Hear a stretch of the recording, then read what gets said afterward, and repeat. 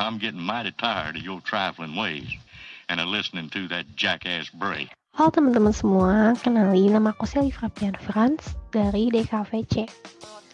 Pada kesempatan kali ini, aku bakal membahas mengenai buku yang udah aku baca, yaitu Art of Fundamental.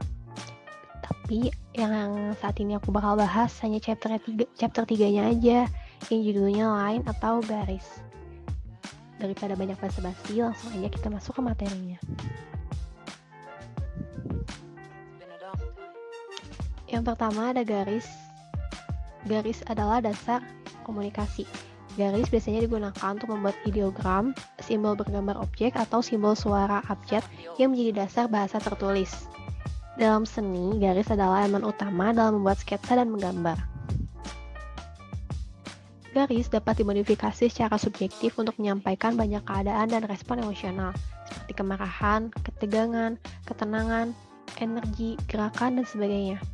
Oleh karena itu, seniman menggunakan garis baik secara objektif maupun subjektif untuk menambah makna pada gambar. Nah, kita sekarang masuk ke karakteristik garis. Jadi, karakteristik garis itu dibagi menjadi 5.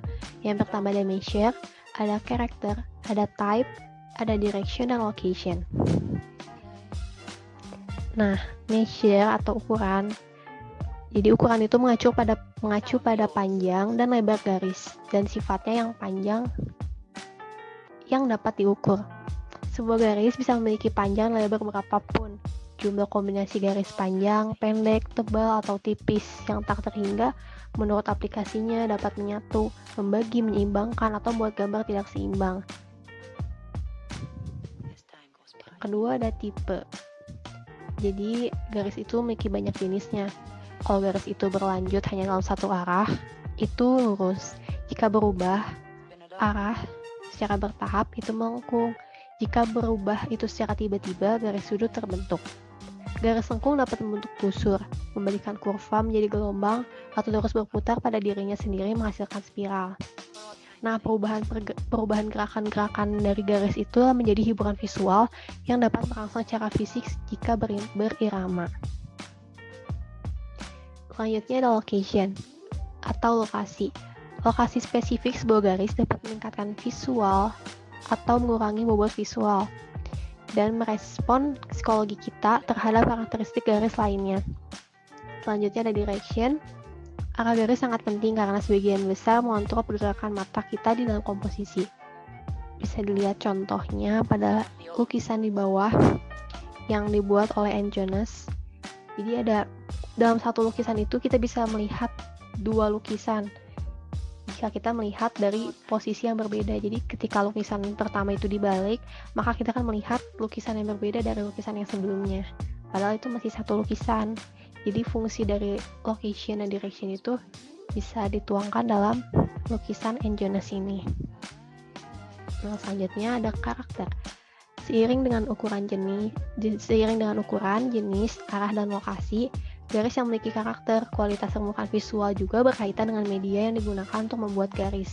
Setiap instrumen yang digunakan seperti kuas, burin, tongkat, pensil, jari, dan sebagainya memiliki karakter khusus yang bereaksi dengan cara yang berbeda ke permukaan yang berbeda. Jadi, karakter garis itu sangat ditentukan oleh media dan instrumen yang digunakan. Seperti itu. Selanjutnya, ada garis dan elemen seni lainnya.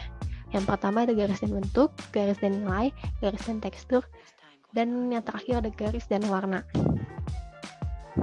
Kita masuk ke garis dan bentuk dulu.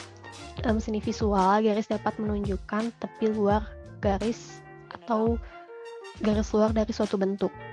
Mereka juga dapat digunakan untuk mendeskripsikan gelombang atau permukaan suatu objek, seperti yang biasa kita lihat di peta atau atlas gitu. Selanjutnya ada garis dan nilai. Derajat terang atau gelap yang ditunjukkan oleh garis pada dasarnya disebut nilai. Perbedaan nilai dapat dihasilkan dari lapisan dan campuran media, jumlah tekanan yang diberikan pada alat, atau karakteristik garis. Karakter garis itu yang tadi, yang lebar, tebal, garis tebal tampak gelap nilainya, dan garis sempit tampak lebih ringan nilainya. Cara umum untuk menciptakan nilai dengan garis disebut arsir. Selanjutnya ada garis dan tekstur. Sekelompok garis dapat digabungkan untuk menciptakan ilusi tekstur visual, menciptakan nuansa sentuhan pada gambar.